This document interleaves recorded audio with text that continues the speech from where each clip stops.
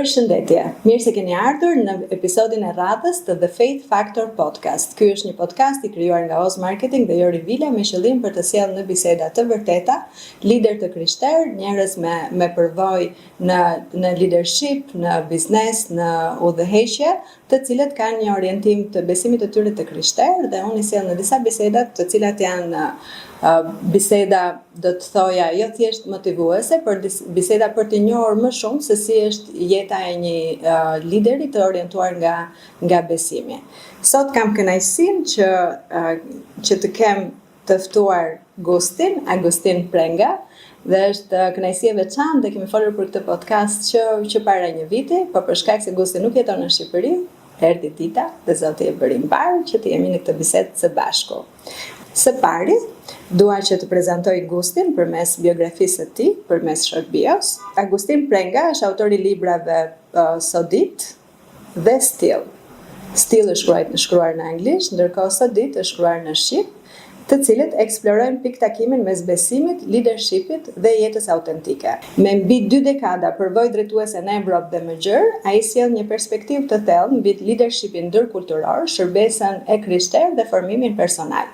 Shkrimet e tij u drejtohen liderëve që udhëhiqen nga një qëllim dhe që dëshirojnë të drejtojnë me integritet, duke përballuar jetën me pjekuri dhe me thellësi shpirtërore. Përmes librave, mësimdhënies dhe angazhimeve të tij si folës, Agustini i ndihmon të tjerët të zhvillojnë një leadership me urtësi, autenticitet dhe me qëndrueshmëri. Qoftë duke shkruar në një kënd të qetë të Italisë, duke lexuar një libër pranë një fixhani espressoje apo duke zhvilluar një bisedë kuptim plot, ai ofron mençuri praktike të rrënjosur në besimin e krishterë, gjithmonë të shoqëruar me humorin e dur. Nëpërmjet To Lead Well, platformës së tij për leadershipin, ai vazhdon të shërbejë liderëve në vende të ndryshme të botës, duke ofruar mjete për një leadership transformues që nis nga zemra. Faleminderit Gusti që je këtu, faleminderit për kohën që na dedikon dhe le ta nisim bisedën së bashku. Kënaqësi të jemi së bashku pas gjitha viteve të timit. Po, është pjesë e të qenit drejtues, edhe pjesa e planifikimit, edhe ndoshta edhe të planifikuar se çfarë do të ndodhi një vit më pas. Atëherë, si para se të flasim për librat dhe për leadershipin, kush është Agustin Prenga për te titujve dhe roleve?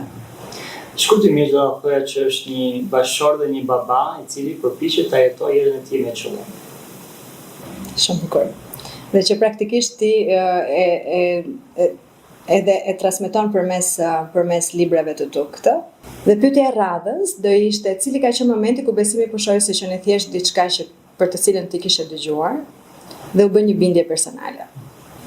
Po, padyshim të ka një moment, ka një histori. Në momentin që fillova studimet për drejtësi në Universitetin e Shkodrës, ishte një moment që unë vija nga një qytet në të cilin unë isha i njohur, sepse punoja në një media në atë kohë, dhe pak a shumë kushdo në qytetin tim më njihte. Edhe mund të më takonin në rrugë, më ftonin për kafe. Dhe në momentin që lëvizja në këtë qytetin më të madh, vura re diçka që më bëri përshtypje. Tashmë isha një i panjohur. Dhe fraza që më bëri të mendoj, të reflektoj ishte njerëzit më duan për atë që bëj apo për atë që jam. Dhe kjo u bë fjalia, pyetja që më shtyu të kërkoja, a ekziston dikush që vërtet më do për atë që jam, jo për atë që bëj. Dhe këtu ishte piktakimi me Perëndin dhe për herë të parë u prezantova me një person, Jezusi, është Zot, në të cilin unë kuptova që ai vërtet më do mua personalisht një dashuri të pakushtëzuar. Dhe aty është fillimi i rrugtimit tim me besimin në mënyrë personale. Si do ta përkufizoje besimin për njerëzit që nuk e dinë çfarë do të thotë të jetosh në besim? Tani, fjala besim nuk është e panjohur për njerëzit. Ne të gjithë besojmë të diçka. Ndoshta ajo çfarë ti po pyet është çfarë do të thotë besimi në Zot. Dhe në këtë është ajo që ne të gjithë kemi zotër me z të vogël. Ne të gjithë kemi gjëra që na zotrojnë, ide që na zotrojnë. Pyetja është, ai që të zotron, atë që ti e konsideron Zot, është vërtet Zot dhe ka atë fuqi, apo është thjesht një nga filozofitë kalimtare apo një nga dëshirat tuaja kalimtare që më pas do ta ndryshosh. Në këtë aspekt, besimi në kuptimin tim është besimi në Zotin, në rastin tim në Jezusin. Pra, kjo do të thotë që çdo njeri e ka një Zot dhe praktikisht boshti i tij i besimit mund të mos jetë Perëndia, por mund të jetë çfarëdo lloj gjëje që e udhëheq jetën e vet. Për shembull, më sill shembull, si do ishte një person i cili nuk e ka boshtin e besimit në Krisht, por ka boshte të tjera besimi. Ju mund vjen mjaft shembull në këtë aspekt. Por unë besoj që njerëzit jo patjetër do t'ja vinin emrin Zot, do t'ja vinin ambicie, do t'ja vinin qëllim, do t'ja vinin dëshirë, do t'ja vinin arritje. Pra për mua ajo që e bën më të detajuar, më të veçantë është kush të zotëron. Sepse ti do t'i pëlqesh dikujt, ti do të arrish diçka. Dhe dashje pa dashje, ai bëhet Zoti yt. Ndonë se ti nuk ja ke vënë emrin ose nuk pranon, për shkak një ateist nuk pranon t'ja vënë emrin Zot filozofisë së tij. Por ne të gjithë jemi të drejtuar nga dikush apo nga diçka. Në përkufizimin tim, ai është një Zot. Dhe mund ta lidhim këtë me si ka qenë rrugtimi yt i besimit, cila do ishte dëshmia jote, dhe unë e di që jeta jote është shumë interesante.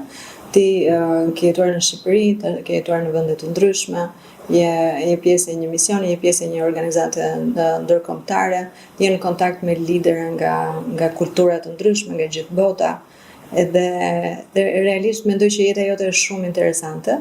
Po ndërkohë si ka qenë ky rrugtimi edhe si erdhe në atë si është historia jote praktikisht? Përmenda pak në Shkodër që ishte takimi i parë dhe mendoj që në vitet e para në Shqipëri pas komunizmit, por për shumë vite duke ardhur nga një shoqëri ateiste, ne kemi konsideruar besimin në Zot si diçka, si një dobësi.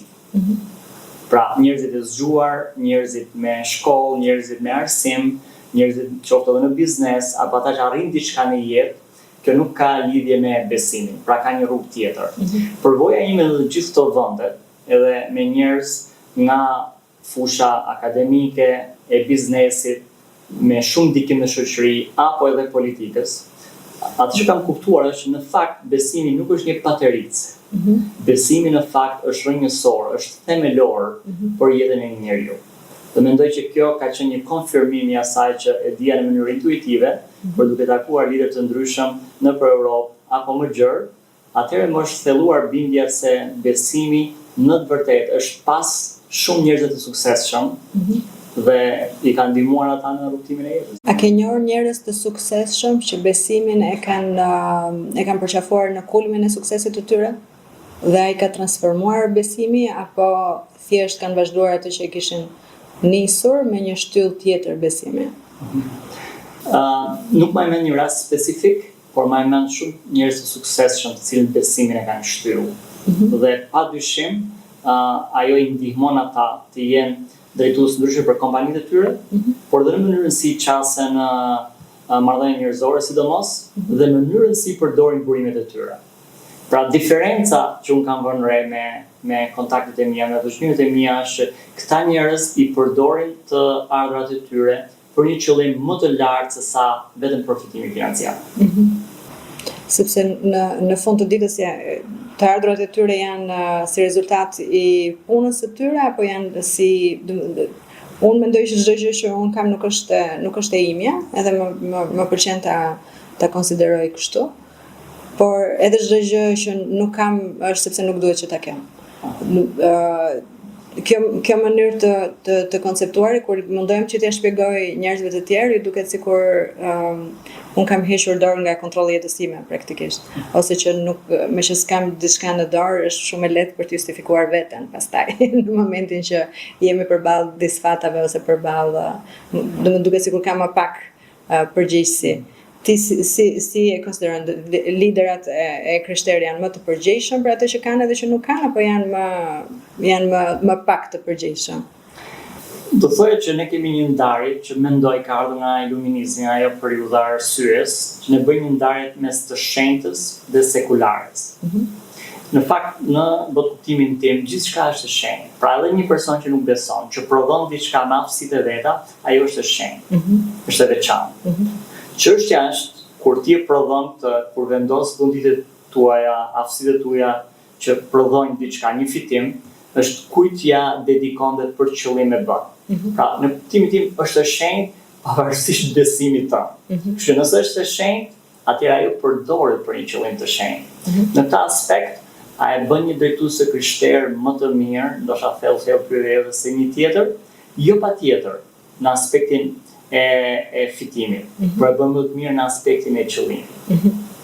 Shumë bukur. Si do të dukej një ditë e zakonshme e jetuar me besim dhe si përkthehet besimi në vendimet e vogla të përditshme? Mendoj që ka disa praktika. Ne dëgjojmë për CEO të ndryshme, praktikat e meditimit e të tjera, në botëtimin tim është lutja. Pra duket që ti ke është në biznes koha dhe financat janë të rëndësishme, pra kujt ja dedikon kohën. Dhe për mua është nisja e ditës me një kohë që i dedikohet Perëndis në lutje dhe duke dëgjuar, duke lexuar fjalën Biblën në këtë rast, apo një tjetër devocion që është ushqyes për shpirtin. Pra, nis së pari me ushqimin e shpirtit. Pastaj në vendimet e vogla, është ndërkohë që padyshim arsyeja, sepse Zoti na ka dhënë aftësi fakultative, na ka dhënë arsye, na ka dhënë mendjen që ne ta përdorim, është duke kërkuar urtësinë e Perëndis në lutje një vendim. Por më së shumti do të ishte, jo se gjitha vendimet do të jenë të mira dhe me pasojë gjithmonë pozitive. Mendoj një karakteristikë e veçantë e dikujt që beson është të shkojmë mbrapsht edhe të kërkojë falje. Të pranojë që e ka gabim. Dhe kjo është forcë karakteri dhe mendoj që forcë karakteri vetëm nëse ke një bazë të shëndetshme. Ke përgjigjet edhe pyetjes së mëparshme se sa të përgjegjshëm jemi edhe kur e lëm Perëndis jetën në dorë. Ndërkohë, kur nisi të shkruash libra? Çfarë ndodhi? Si erdhi libri i parë? Unë në fakt që kur kam qenë fëmijë, kam pasur një dëshirë për të shkruar, për të krijuar. Dhe në punën time me studentët kryesisht në universitetet e Tiranës, kam patur me qindra, do të thoja, pa egzageruar, qindra biseda me të rinj shqiptar. Dhe gjithmonë dëgjoja ankimet e tyre se ne shqiptarët jemi edhe vazhdon e refreni për gjërat e këqija që ne si shqiptarë përfaqësojmë. Ndërkohë që më dha mundësia të udhtoja në vende të ndryshme të botës, edhe do thoya popullore mu hapën sytë të shikoj realitetet të tjera, vura re që ne shqiptarët nuk jemi as më të qinj të botës, por as më të mirë të botës. Jemi një popull normal me ato pikat e forta dhe dobta si popull, dhe dëshiroj që gjithë këto biseda ti sidhja në një libër dhe kështu lindi libri i parë. Pra është pak a shumë një homazh për vitet e mia që kam punuar me studentët dhe do doja që ti ndaja këto biseda për të thënë që ka shpresë për këtë vend, por së pari ne duhet të besojmë të parët, që ne mund ta bëjmë ndryshimin. Më pëlqen shumë se si e sjell Shqipërinë në sot ditë, në kujtimet e tua dhe kur ndodhesh jashtë shtetit edhe të vjen Shqipëria në mendje, por edhe se si duke dal nga komunizmi dhe nga gjithë përvoja e izolimit, se si e sheh botën edhe me një pasqyrim shumë real. Shumë real edhe shumë të nuk do thoya shumë të vërtet dhe edhe përshkruan edhe në ndjesi. Të mendoj që është një trashëgimi shumë e mirë për dikë që nuk do ta, sidomos për të rinjt, që nuk do ta kuptojnë kurrë se çfarë do të thotë të shohësh botën ose vendet jashtë Shqipërisë për herë të parë, edhe të qasesh me njerëz që nuk kanë qenë të izoluar dhe që nuk e kuptojnë dot atë që ne kemi përjetuar në izolimin e komunizmit. Por shumë e bukur se si e ndërtuar pastaj edhe me besimin dhe me vlerat dhe sot ditë ka qenë një nga leximet e mia më të preferuara dhe shumë të bukura dhe shumë të ndjeshme, por edhe shumë nuk e di pse shoh shumë pak ngjyra të sot ditë. Domethënë nuk shoh një botë me shumë ngjyra, por nuk është gjithsesi gri. Është ka ngjyra vintage edhe ngjyra do thoja si një bezh që do fillojë dhe do marrë ngjyra të tjera. Këtë ndjesi më jep, meqense unë jam deri diku vizuale edhe në perceptim. Sepse vlera ime aty është përfaqësoj të vërtetën e realitetit. Dhe realiteti ka të ngjyrë që ka. Dhe unë jam larg mendimeve që 5 hapa si mund ta bëjmë në Shqipëri, 3 hapa, 2 hapa. Dhe unë aty evokoj narrativen, evokoj perëndim, energjinë e trive, se si ne to mund të bashkohen së bashku për të bërë një ndryshim. Pra nuk sjell zgjidhje, përpiqem të pikturoj realitetin si e shoh, me mundësi që ky realitet mund të ndryshohet dhe ka shpresë. Po të shohësh çdo esena të librit përfundon me ka shpresë, sepse vërtet e besoj. Është shumë e bukur. Ndërkohë Still, kur fillove të punosh për të, këtu janë librat e gustit për kuriozitet, Still, edhe Sotit. Ndërkohë Still unë jam ende duke e lexuar, kam lexuar pak e nga pak, por më ka pëlqyer për vetë faktin e të trajtuarit të sfidave dhe sidomos të sfidave emocionale që dhe ndoshta ndihmon edhe për të krijuar një pjekuri emocionale më të ose një inteligjencë emocionale më të fortë për një lider, duke ditur se ku janë edhe dobësitë edhe çfarë mund të sjellë sfida e vendimarrjes, e përgjegjësive, gjithë me radhë. Librat kanë ecur pak a shumë me rrugtimin tim në jetë edhe në profesionin, në punën që bëj. Still ka lindur nga përvoja dhe puna ime me drejtues të ndryshëm nga vende të ndryshme të Evropës. Dhe kam vënë re pas 2020-s, si të gjithë ne, ai ka qenë edhe vazhdon të jetë një nga prillat më të vështira për të drejtuar, sepse nga shoku i 2020-s, i COVID-19, ajo krijoi një hapësirë ku ankthi ishte shumë i lartë.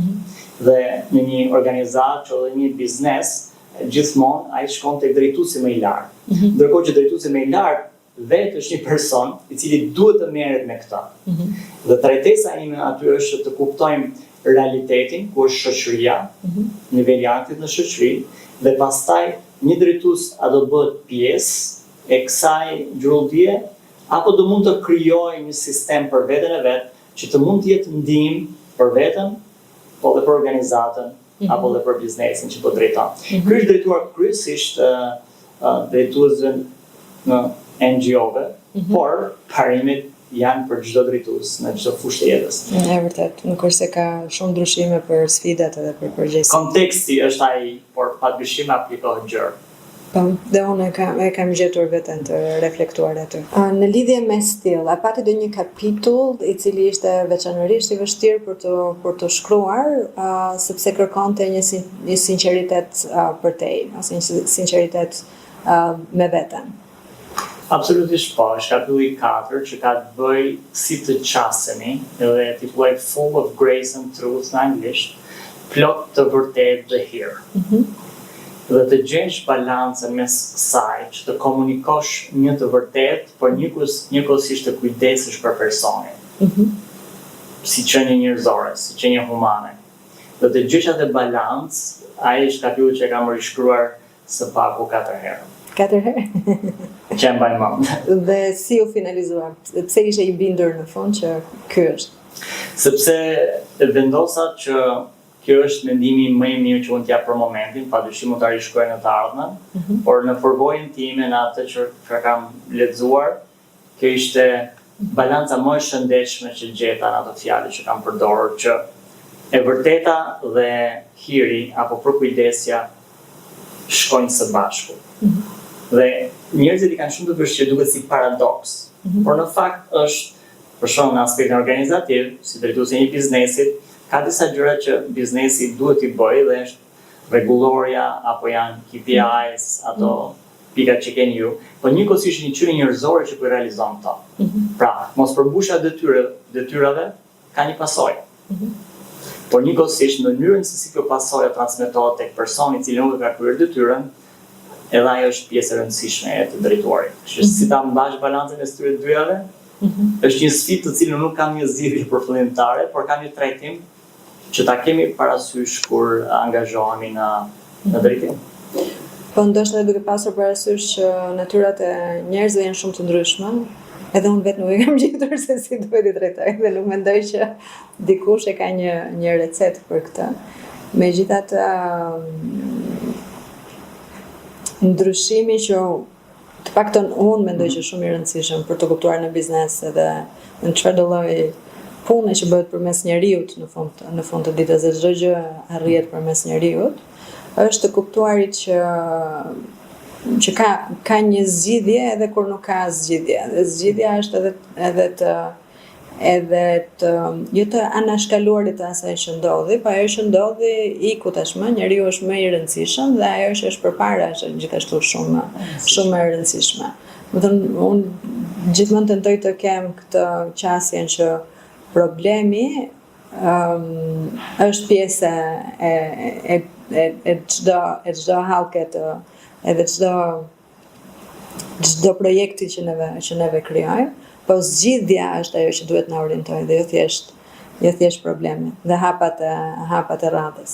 Pra shumë kollaj të identifikosh problemin, por nuk duhet merremi me problemin më shumë se sa të merremi me zgjidhjen.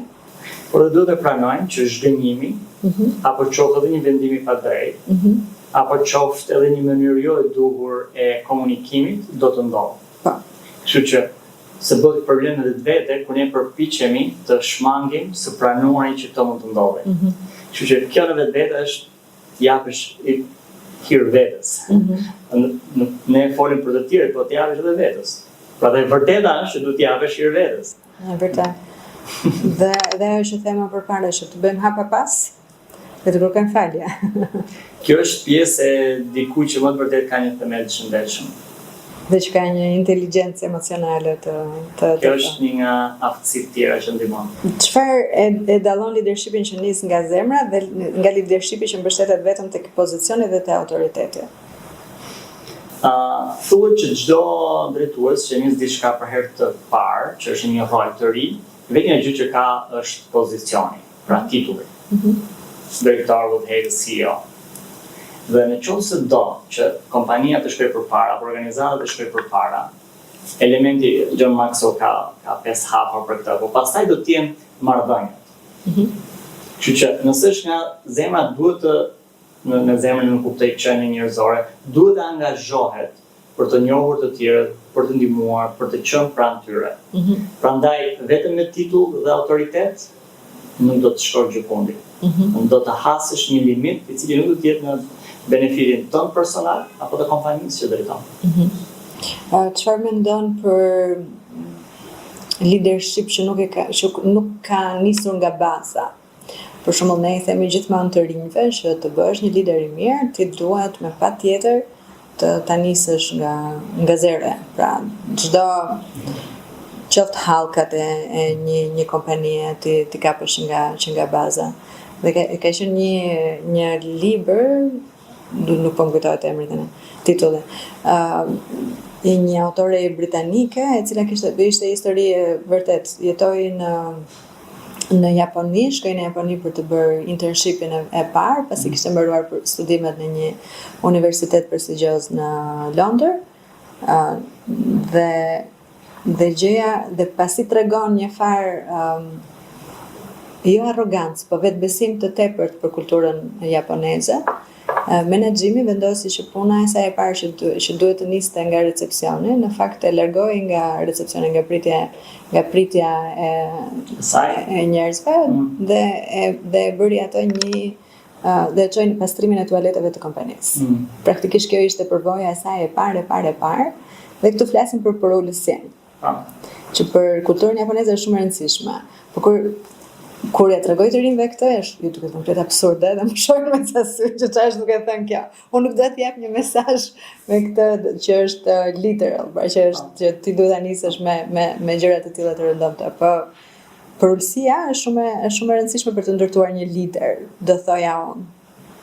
Por nuk e di se dakord je ti me këtë. Do thënë, padyshim jam dakord, por unë do ta përkufizoj kështu që ka varet nga lloji i biznesit, nga lloji i organizatës. Më duket si ishte një studim për Universitetin e Harvardit, dhe ata kishin parë kishin studiuar karrierat e atyre që kanë patur një rol të rëndësishëm direkt pas përfundimit të studimeve dhe të tjerë që kanë patur një rrugtim më të gjatë. Dhe padyshim, rrugtimi më i gjatë sjell një thellësi përvoje të cilën nuk mund ta marrësh nga librat. Pra, për mua kjo është diferenca. Thellësia e përvojës, edhe ju mund ta kuptoni fare qartë një person nëse ka përvojë nga librat apo përvojë të jetuar. Dhe përvoja e jetuar, përvoja e duke qenë pikërisht në fush, si lojtari që është në fush, ajo është e paqmuar. Edhe në këtë aspekt, ju patjetër do të zhvillosh për uje se ke patur një rrugtim të gjatë. Por ka gjasat më të mëdha që të mund ta kesh këtë dhe njëkohësisht të jesh një drejtues edhe më i mirë. E di pse unë më shej shumë për uljes sidomos në biznes. Unë kam punuar ndonjëherë ose më saktë kam punuar në fillimet e mia si vullnetare në organizata, por nuk i njoh mirë. Dhe i më shej për uljes për vetë faktin se unë kam qenë një ere që nuk isha fare për ulur. Në sensin që çdo fitore timen të vogël në punë, që sigurisht vinte nga edhe nga të mësuarit vet, nga të përpjekurit vet, më jepeshin përgjegjësi nga drejtuesit që unë sot nuk e di pse më jepnin ato përgjegjësi në mungesë të përvojës që kisha, por në fund të ditës ja dilja që detyrat e mia ti bëja me sukses pavarësisht me shumë përpjekje. Por nuk isha një ere e përulur. Pas çdo fitore rritej vetbesimi im deri në pikën që isha duke kërkuar që të isha drejtore e një kompanie, pasi kisha 2 vite që punoja aty dhe mendoja që e meritoja. Dhe kur kthehem sot dhe kujtoj historinë, jam shumë e bindur që unë nuk e meritoja atë. Pavarësisht se unë kisha dhënë shumë aty, unë nuk isha kaluar në shumë faza të njohjes së atij biznesit, të hallkave të gjitha me radhë. Në një rrugtim të më vonshëm, diku te 2-3 vite më parë, pra kisha diku te 4 vite që punoja, unë ndërtova biznesin tim të parë.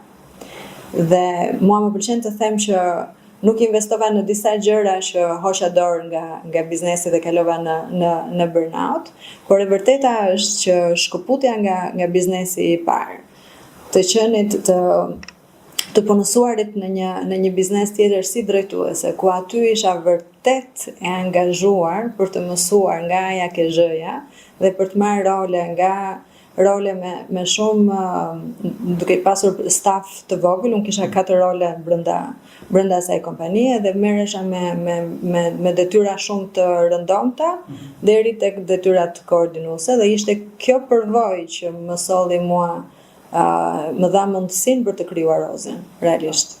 Nuk do ta krijoja dot Ozën dhe nuk do isha në vitin e 6 të Ozët nëse nuk të kisha pasur këtë përvojë, pavarësisht se kisha ndërtuar një biznes edhe më herët. Prandaj mendoj që ke thënë 2 elemente që janë interesante. Një element është që ky rrugtimi jot ka qenë më i gjatë, pra të ka dhënë mundësi të ekspozosh, po së dyja edhe që vëre unë është të nxëni. Ti doje që të mësoje. Do të që një karakteristikat e përgjithësisë ose që shikoj tek njerëzit nuk është sa di, por sa duan të di. Vërtet sa duan të di. Ky është një shenja më të qarta të një personi që është përulur dhe pastaj të jesh i hapur të mësosh nga çdo person. Qoftë jo vetëm ai që ka titullin, por qoftë edhe punëtori më i thjeshtë në kompani. Kjo është një tjetër hapje që të tregon se ky person ka përulje. Dhe që mund të kthehet në një lider në të ardhmen. Dhe pastaj, sipas aftësive, mund të shkojmë më tej. A ka pasur ndonjë zhgënjim në rrugëtimin tënd si lider që më vonë u kthye në një mësim të rëndësishëm? Padyshim, dhe ishte e gënjeshtë të themi që nuk ka. Mendoj në çdo punë që bëjmë në fund është marrëdhënie me njerëzit.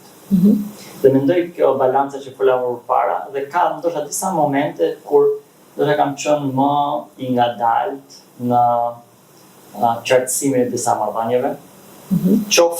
Ose ndonjëherë edhe më i shpejt, të drejtën. Po kryesisht natyra ime është të qenë më i ngadalt. Dhe kjo humbet shumë energji dhe në fakt nuk është në të mirën e individëve të përfshirë. Unë të konsideroj si një person që di të dëgjosh. Dëgjon për te. Dhe përmes dëgjimit tënd dëgjon aq mirë sa unë mendoj që bashkëbiseduesi jot dëgjon veten, arrin të dëgjoj veten për shkak se ti je një dëgjues shumë i mirë. Si të ka ndihmuar kjo cilësi e jotja në mentorimin e liderëve, në detyrën tënde në organizatën ndërkombëtare, në jetën tënde të përditshme me liderat, në këshillimin e përditshëm me liderat? Së pari faleminderit, e marr komplimentin. Së dytë do thoya që unë jam interesuar kryesisht, unë nuk jam i impresionuar nga rolet apo paratë që kanë të tjerët, kryesisht. Jo plotësisht, por kryesisht. Që jam shumë interesuar për njeriu, për botën e brendshme, për sfidat që po kalojnë. Cilat janë rrethanat që kanë formuar këtë person. Dhe janë në mënyrë gjenuine kurioz të di. Dhe mendoj që njerëzit e perceptojnë këtë. Edhe së pari ndihmojnë veten. Por do të them diçka tjetër. Përtesa dëgjues të mirë jemi ne.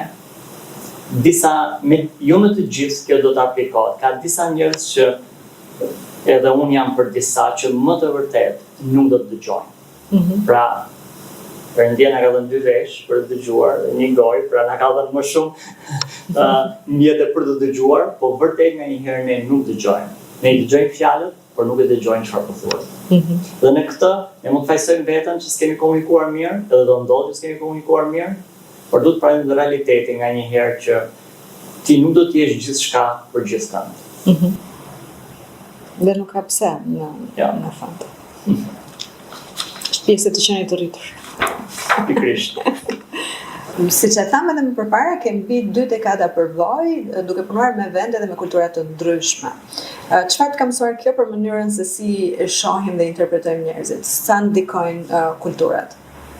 Absolutisht ka një ndikim të jashtëzakonshëm. Do thoya që së pari kupton që ne jemi shumë të ngjashëm, pra jemi njerëzor.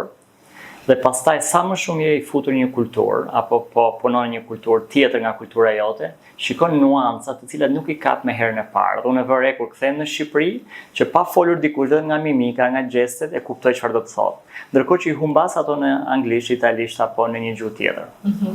Dhe njerëzit janë kompleks.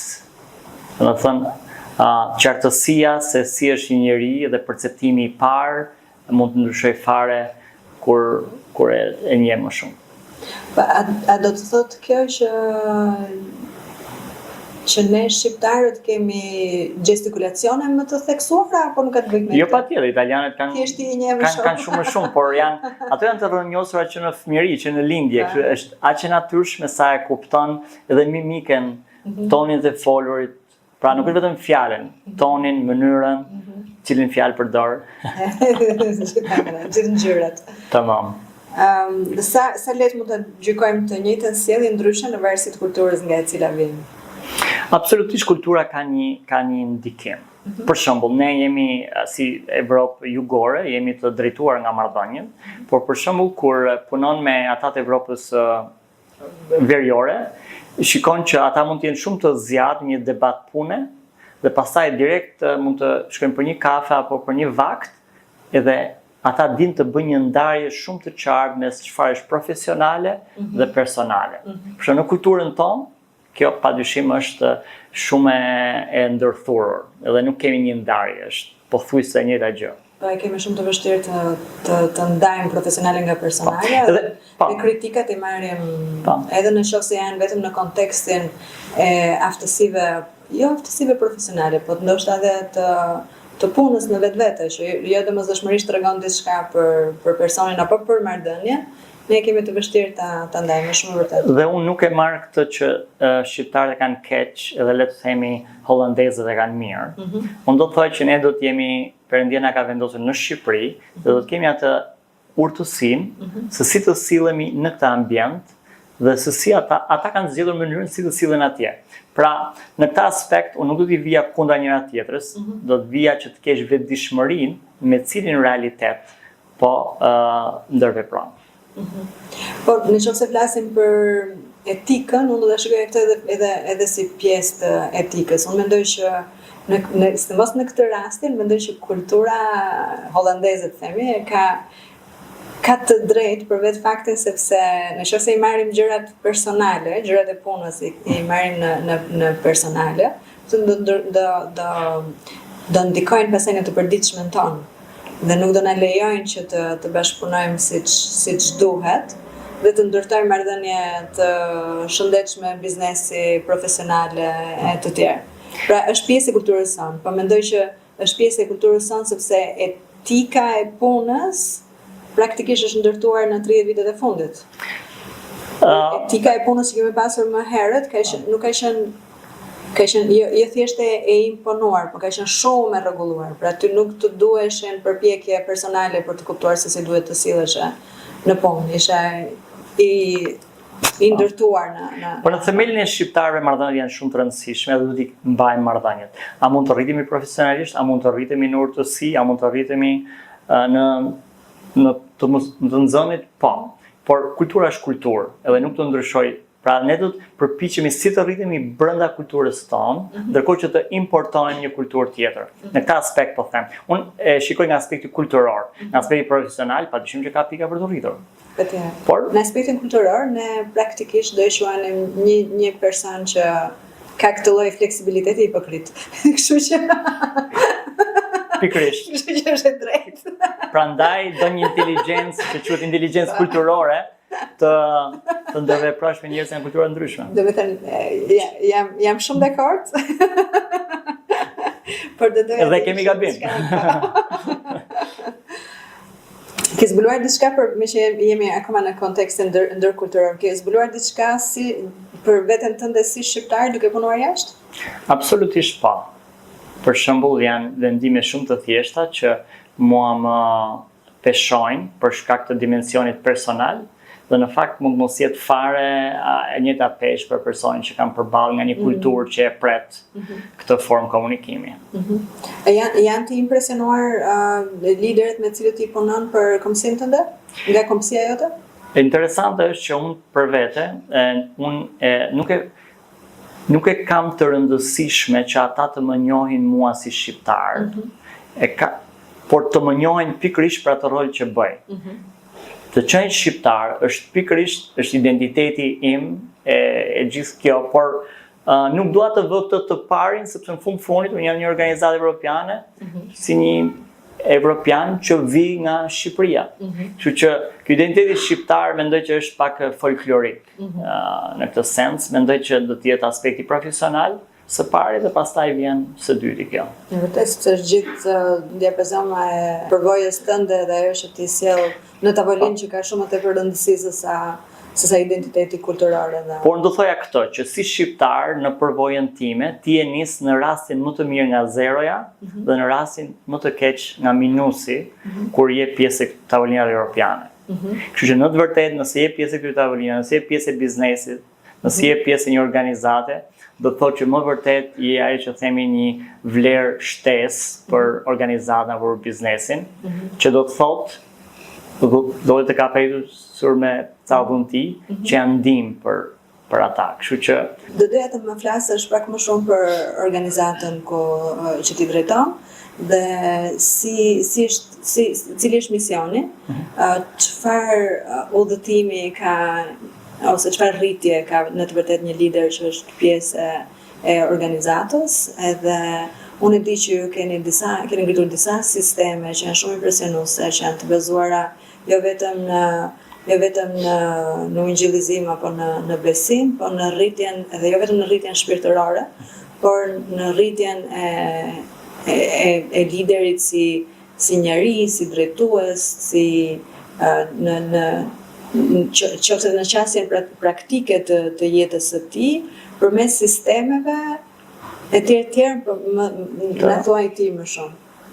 Po, një nga fokuset e mia është zhvillimi i drejtuesve dhe në këtë linjë ne kemi zyra në 41 vendet e Evropës dhe organizata me staf dhe vullnetar që varjojnë nga qindra në më pak, por me mira vullnetar në Evropë.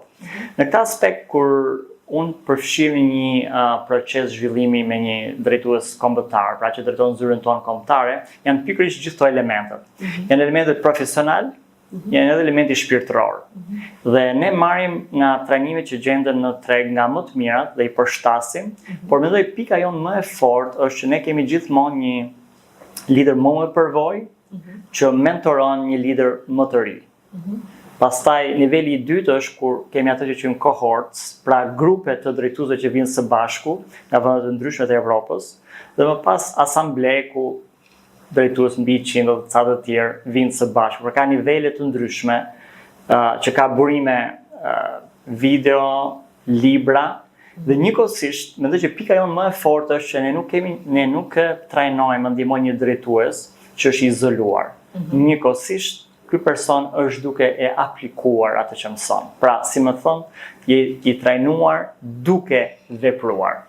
Edhe duke u ndjekur. Edhe duke u ndjekur, dhe pika jonë më e fortë është që çdo person ka në aspektin e leadershipit ka një person tjetër, një lider më përvojë që është i dedikuar për ta ndihmuar, dhe unë kam privilegjin, të jem me drejtues nga vende të ndryshme të Evropës, edhe është një nga gëzimet e mia më të mëdha që nga Irlanda dhe në Gjergji, edhe në Itali ku jam tani, që të mund të ushtroj këtë ndihmë.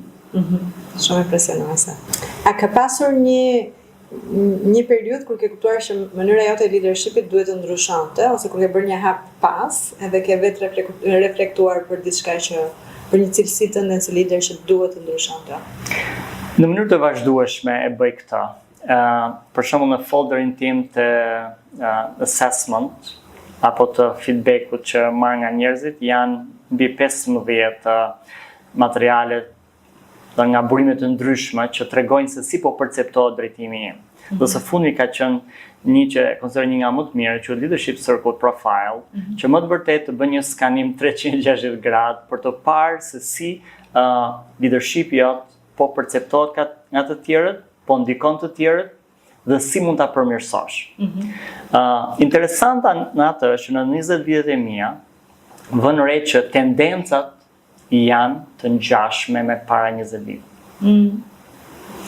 Njerëzit janë të vërtet në domethënë si unë kur i shoh këto analiza, unë shikoj trendin. Padyshim duhet shikoj detajet e fjalës, por trendi është i vërtet.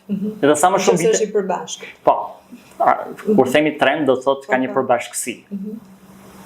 Shumë interesante.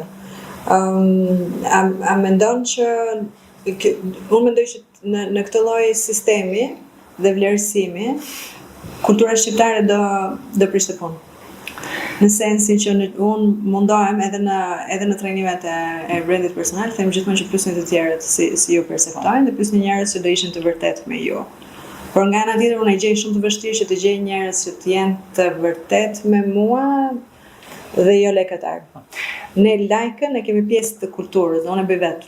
Dhe e gjej veten ndonjëherë që jam më shumë lekëtare se sa duhet, jo sepse lajka nuk është e vërtet, në sensin domethënë komplimenti dhe vendosja në pa e vlerave pozitive, por ndonjëherë ka më shumë vlerë kritika ose dëshira për të përmirësuar apo diçka që tani sa më rol të rëndësishëm dhe me pasoja vendimet tua për të tjerët, feedbacku bëhet më i vështirë për të marrë.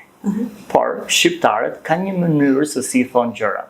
Pra mund mos jeni mënyrë që një vegël e prodhuar në Amerikë apo në Evropë të na jap. Është si sondazhe. A dalin sondazhet e vërteta? Jo patjetër. Por ama shqiptarët, punëtorët kanë një formë se si e japin. Ktu ne duhet të lexojmë vetëm çfarë është shkruar, por të lexojmë përmes rreshtave. Në kontekstin. Kontekst. Edhe këtu do të zgjerojmë si më thënë, atë intuitën tonë, nuhatjen tonë për të kuptuar. Jo gjithmonë do të jetë i drejtë për drejtë, por unë besoj se çdo kulturë ka një mënyrë se si jep feedbackun. Dhe ndërkohë që të themi që nuk jepet feedback dhe është e vështirë, është të kuptojmë se si jepet edhe se si mund të përmirësohemi. Gjithmonë ka vënë. Cila është një pyetje që çdo lider duhet t'ia bëjë rregullisht vetes? Si jam? Në të vërtetë si jam? Do bëjmë disa pyetje të shkurtra për fund. Vargjet e Biblës që lidhen me stil dhe me së ditë. Mendoj që është pas 2020 se ka të bëjë me paqen. Paqja Perëndis që atë e kalon zgjuar si je do të ruaj mendjet dhe zemrat tuaja në Krishtin Jezus. Shumë bukur. Një libër përveç Biblës që të ka formuar. C.S. Lewis, Mere Christianity, ose Krishtrimi i vërtet, i pastër, i jashtëzakonshëm. Një zakon që të ndihmon të qëndrosh i përshëndruar. 45 minuta me një kafe vetëm për të nisur ditën. Një gabim që të ka mësuar shumë. Let it go quicker. Merr vendimin më shpejt. Ekspresja për çaj. Ekspresja e tham disa herë. Absolutisht, gjithmonë. Si ishte kafe Gjithmonë kafe. Shumë e mirë. Të shkruash në heshtje apo në një ambient me zhurmë, me jetë? Të dyja, po në jetë me duke dëgjuar muzikë. Një varg nga Bibla që të shoqëron në këtë periudhë. Besoj se e thash. Shteri që sa po tha. Çfarë do thotë për ty to lead well? Do thotë të drejtosh për hirin dhe për më të mirën e tjetrit. Faleminderit për këngën dhe Zotit bekoft. Faleminderit që Zoti bekoft. Ky ishte The Faith Factor Podcast me Agustin Prengën. Shumë faleminderit që na ndoshët.